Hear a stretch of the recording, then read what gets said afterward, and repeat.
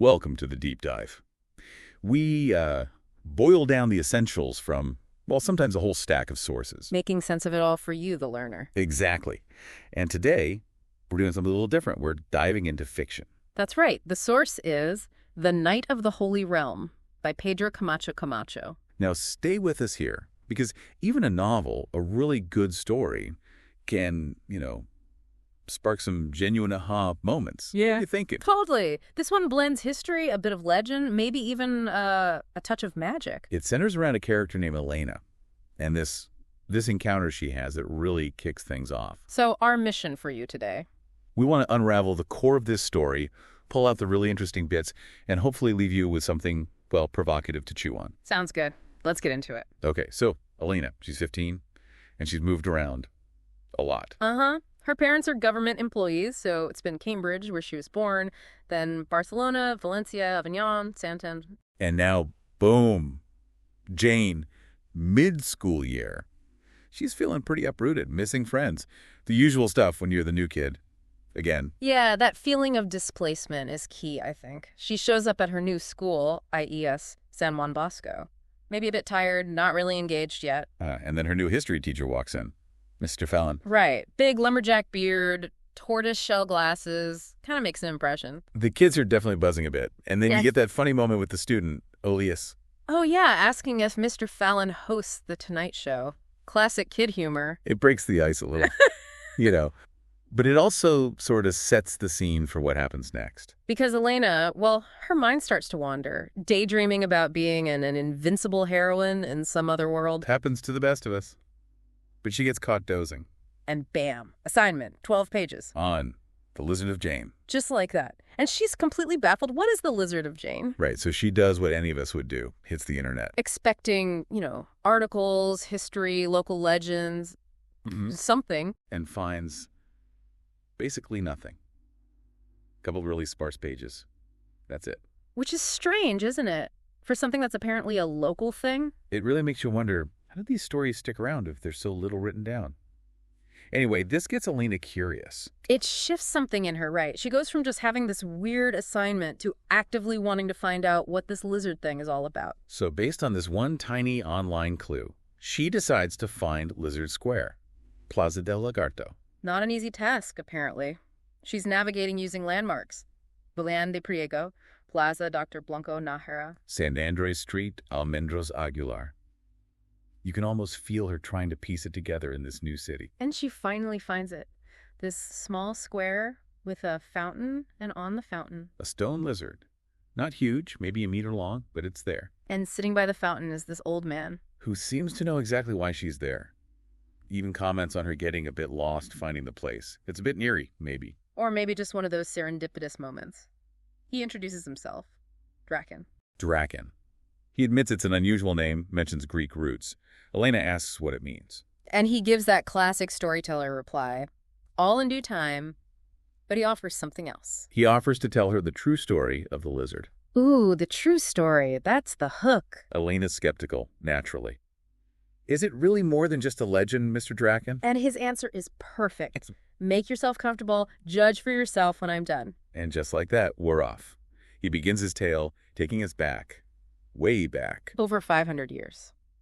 Jane, 1491. And we meet Angel de los Santos. Angel, a scholar, a cartographer, probably around 30, found as a baby at the Church of San Ildefonso. Raised by the priest there, Don Miguel, who gave him a really solid education. Science, history, cosmology, even calligraphy. Yeah, it shows how important the church was back then for learning, for providing opportunities sometimes. But life throws a curveball.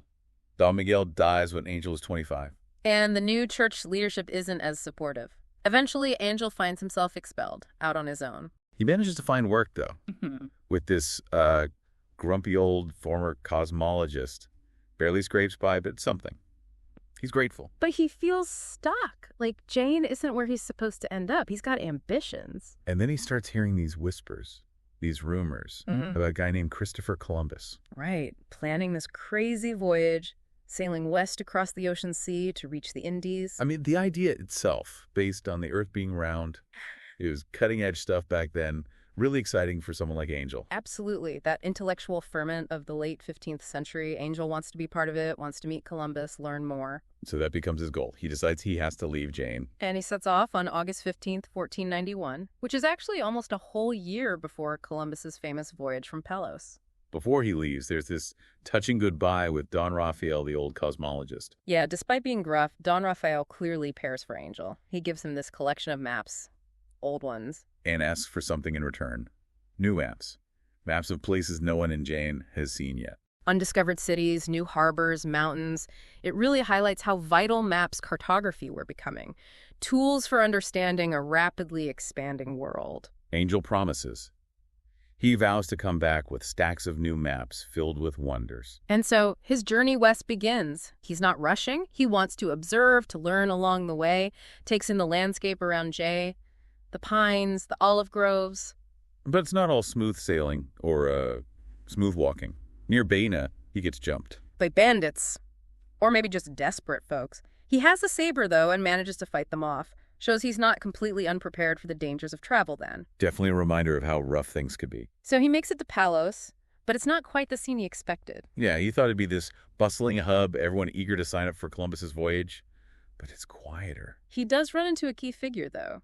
Martin Alonso Pinzon. Captain Mapinta. And apparently Pinzon was really instrumental in actually getting the ships ready and finding crews. Angel has this safe conduct letter from the abbot of Martos. He shows it to Pinzon. And Pinzon seems impressed. Maybe sees the value in having a learned man, someone who can also handle himself, on board. So Angel secures his passage. He's part of the expedition. But life at sea, wow, it hits him hard. Constant seasickness. And then, early on, a massive storm. The Pinta's rudder breaks loose. Big problem. They have to limp to La Gomera, one of the Canary Islands, spend nearly a week on repairs. Which must have just ramped up the anxiety among the crew, right? Thinking, is this whole thing cursed? Probably. But for Angel, something clicks during this time. He starts to feel like this journey. It's his destiny, despite the hardship. They finally leave La Gomera, heading out into the really unknown waters. Weeks pass, no land in sight. And Angel notices something interesting. Columbus keeps the official ship's log, but not many can read it. Angel, being a scholar, compares Columbus's calculations of distance traveled with his own. Angel thinks they've gone way further than Columbus is letting on. So maybe Columbus was downplaying the distance to keep morale up. Seems plausible, doesn't it? The crew was already getting twitchy. And then other weird things happen. They find this huge piece of driftwood. Looks like it came from a big ship. Spooky. And the compass starts acting weird, not pointing consistently to the North Star anymore. That would be terrifying for sailors back then. Their main navigation tool is failing. They start thinking the laws of nature are breaking down out there. Columbus tries to calm them down, uses his astronomy knowledge, gives this explanation about the compass pointing to some invisible fixed point, not the star itself. Did it work? Seems to, for a while. But Angel suspects it was more of a clever story than solid science. Things get worse. Supplies run low. Then the wind just dies. They're stuck. Becalmed for almost a week. Tensions skyrocket. Angel overhears mutinous whispers, talk of throwing Columbus overboard. It's getting really dangerous. You can just feel the desperation and fear. An unprecedented journey into nothingness. But then finally the wind picks up again. And just a few days later, land! Land! Yes. Rodrigo de Triana, on the Pinta, spots it first. The relief, the elation. Angel feels immense pride. He thinks they've done it. Reached the Indies. They land on this island. Columbus names it San Salvador. Angel goes ashore with Pinzon, first Europeans to set foot there. They see the strange plants, the lushness, but also some familiar things, and the native people watching them. Curious, maybe a bit scared. Columbus plants the Spanish flag, claims the island, convinced he's in Asia. But while others are maybe thinking about gold or spices, Angel is just mesmerized by the nature. Palm trees, coconuts, bananas, birds, plants he's never seen. He calls it Paradis de Cercle. And he feels this strong pull. He wants to stay. So the next day, as the ships are getting ready to explore further, Angel asks Columbus for permission. And Columbus agrees. He even signs this document, granting the western part of the island, the beach and forest, to the Order of Calatrava, fulfilling Angel's promise to the abbot back home. Angel will be their representative. Quite a turn of events for him, so the ships sail off and Angel stays. The local Taino people welcome him once they see he's alone and means no harm. He lives among them, starts learning their language, their ways, builds his own little shelter. Then he wants to map the island, right, his passion. But he doesn't have paper. Resourceful guy, though. Yeah. He uses the blank backs of those maps Don Raphael gave him. Pretty clever. As he's exploring and mapping, he notices something. The natives are really hesitant about the northwestern part of the island. Yeah, they speak of Gukumats with fear. Touch their foreheads, like some powerful ancient being lives there. But warnings often just make curious people more curious, don't they? Absolutely. Angel decides he has to see it for himself, takes his saber, heads northwest alone. After walking for hours, he finds this incredible spot, a small, hidden freshwater lake with a waterfall feeding into it. Beautiful. He later names it Shady Lake. And his curiosity doesn't stop there. He checks behind the waterfall and finds a cave entrance. He goes in. Of course he does. And inside, it's unbelievable. A huge cavern just glittering with treasure, gold, gems, artifacts. An astonishing hoard. Wow. Like something out of a legend already. He reaches out to touch a shield, and suddenly this female voice warns him off, tells him not to take what isn't his. The guardian of the treasure trope. Kind of. The voice sounds sad, but also affectionate. And then, flash. This beautiful woman appears, coppery hair, piercing green eyes, and these strange white things on her shoulders. Angel's completely stunned. Thinks she must be an angel. She introduces herself as Shady, says she's a being of these lands and needs his help. Urgently. Help with what? A monster, he says. A terrible monster is threatening her home, this cave. She pleads so convincingly, looks so vulnerable. Yeah, and Angel, captivated, immediately promises to help her. He's ready to be the hero. But then, the cave goes dark. A terrifying roar shakes the place. Oh boy, here comes the monster. And how? A massive golden dragon descends from the ceiling, crocodile-like head, huge leathery wings covered in shimmering gold scales, but its eyes, intelligent, alive. Okay, that's unexpected. A golden dragon. The dragon speaks. Questions Shady. Why bring another human here? Shady gets indignant, claims it's her home, that Angel is her help this time. But the dragon's voice just booms, challenging her. Angel, reacting purely on instinct, draws his saber to defend Shady. Noble, but maybe a bit rash. The dragon turns to Angel, asks him what Shady promised him. Even suggests she used witchcraft. Oh. And before Angel can even process that, the dragon breathes fire. But it's golden fire. It passes right through Angel, harmlessly. What? But it hits Shady, and she's just gone. Incinerated. Nothing left but ash. Whoa, okay. Total plot twist. Shady wasn't the victim. Apparently not. The dragon then explains himself. He's one of the last golden dragons. His fire only harms evil spirits. So Shady was evil. That's what the dragon says. He talks about this ancient war dragons fought against evil and how humans in the old world hunted dragons almost to extinction. He sounds sad about it. He seems to respect Angel, though. Sees him as different. Yes, acknowledges his integrity. Angel, meanwhile, his scientific worldview completely shattered, puts away his saber. I bet. He must have so many questions. He asks who Shady really was. The dragon calls her a malevolent spirit. Then Angel asks the dragon his name. What does he say? That his true name is unpronounceable for humans, but the locals call him Gukumats, the serpent god. Kukamats. Okay. Then Angel asks the million-dollar question, how can they understand each other, speaking the same language? Yeah, how is that possible? The dragon just gives this deep rumbling laugh and says, just magic. Okay, fair enough. Sometimes you just have to roll with it in a story like this. Exactly. And from that moment, everything changes for Angel. He starts visiting the dragon who asks to be called Mats, for short, every day. Mats. I like it. Less intimidating than Gukumats. They develop this routine. Angel takes a bath in Shady Lake, then heads up to the cave. And they become friends. A man and a golden dragon. It seems so. They even practice sword fighting. Angel with his saber, Mats using a claw. Can you imagine? That's quite a training partner. After practice, they talk. Angel tells Mats about his life, Europe, everything. And Mats shares ancient dragon lore, stories spanning millennia. Angel's fascinated. Building a real bond. What about the native villagers?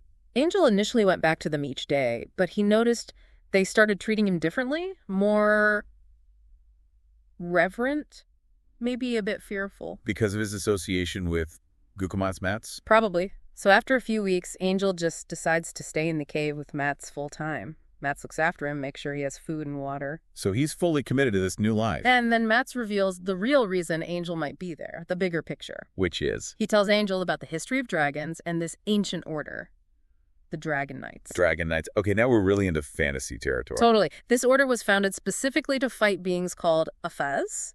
What are they? Mats describes them as, like, unscrupulous demons. Negative forces that influence humanity for the worse, kind of representing greed, corruption, cruelty, that sort of thing. So the Dragon Knights fought these Afez. Exactly. But Mats explains that in Europe, with the dragons gone, humanity is more vulnerable to these influences. And he thinks Angel. He asks Angel to become a Dragon Knight, to take up this fight, return to Europe, and combat evil there. He says Angel has proven himself worthy. Wow, that's a heavy request.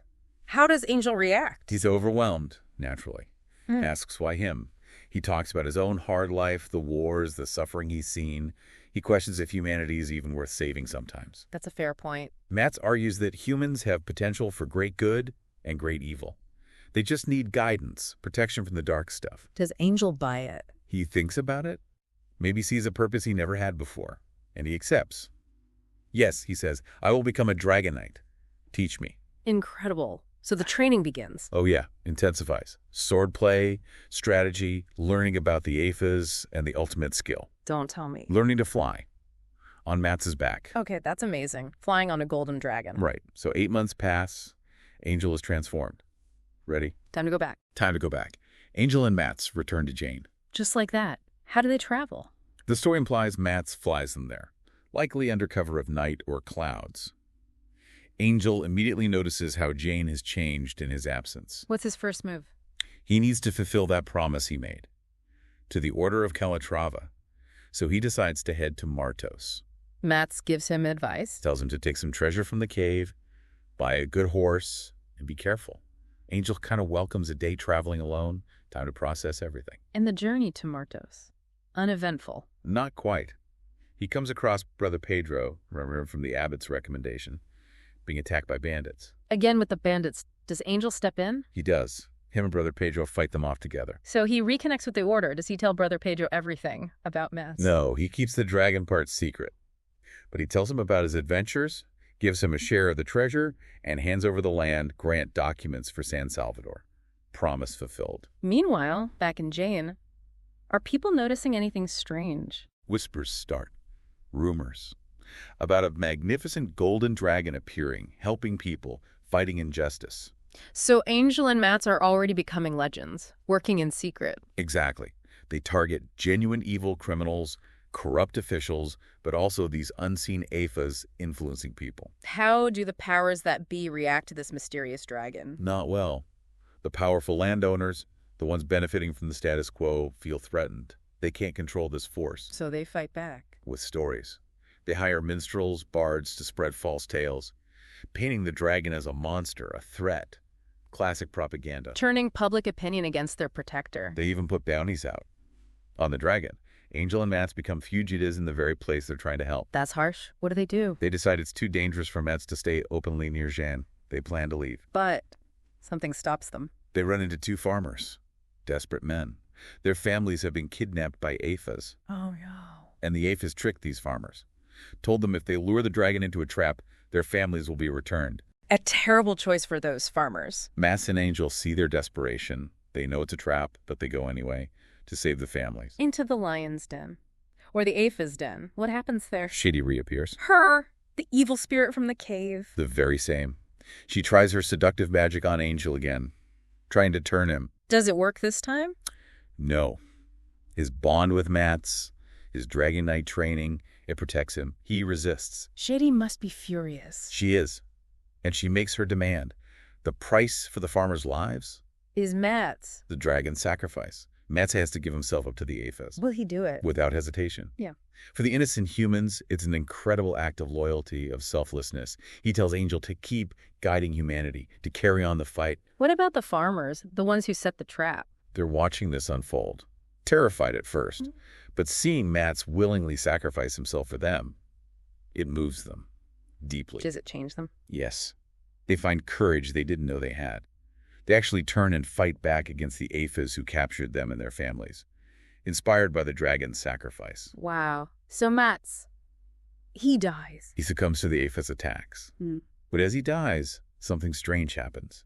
His huge golden body, it starts to shrink Shrink. Into what? into a small lizard, like the one on the fountain in Jane. No way. So the legend. But it's not quite the end. Mass's voice speaks again inside Angel's mind. What does he say? That his physical form is gone, but his essence lives on in his son. His son. There's another dragon. This small lizard is his son, the inheritor of his spirit. And Angel, overcome with emotion, names this tiny dragon. Where? Dragon, meaning dragon serpent in ancient Greek, a new beginning. And that's the end of the story the old man tells. That's where Draken, the old man by the fountain, finishes his tale. Elena, who's been completely lost in the story, slowly comes back to herself. And the name Draken is echoing in her head. The penny drops. The realization hits her. The storyteller is Draken, the little dragon, now grown old, or perhaps timeless. Exactly. What a twist, right? Mind blown. Okay, so let's unpack that a bit. We've gone on quite a journey there. Absolutely. From a simple school assignment about a lizard to, well, epic battles, dragon knights, ancient evils. Sacrifice, loyalty, the birth of a legend. It's a really rich tapestry. So for you, the learner, what are the big takeaways here? I mean, first off, the power of stories, yeah. How they can hold these deep truths, even when they're fictional. Definitely. And how legends evolve. The true story Draken tells is so different from the vague rumors Elena found, or the negative tales spread by the landowners. Stories get twisted over time. It also plays with that line between good and evil, doesn't it? Shady seems like an angel, turns out to be evil. The dragon seems monstrous, but is noble. It's complex. And the blend of real history, Columbus, the voyage, 15th century Spain, with these fantastical elements is really interesting. It grounds the magic somehow. Hopefully, diving into this story gave you those quick, deep insights we aim for, those aha moments, without getting bogged down. It explores courage, sacrifice, fighting against ignorance and darkness, symbolized by the Aphas, themes that still resonate. Yeah. Which brings us to that final thought we like to leave you with, something to mull over. Consider the legends and myths you know, the stories you grew up with, or even the narratives shaping our world today. How much true story, like Draken's, might be hidden inside them? How do these narratives influence how we see things, the choices we make? And maybe thinking about Angel. What does it mean to be a knight in your own life? Not necessarily with a sword and dragon. Right, but maybe fighting against misinformation or apathy or just striving for a better understanding of the world. What are the Aphas we contend with today? Lots to think about there. A great story to dive into. It really was. Okay, that's our deep dive for this time. Thanks for joining us. We'll catch you on the next one.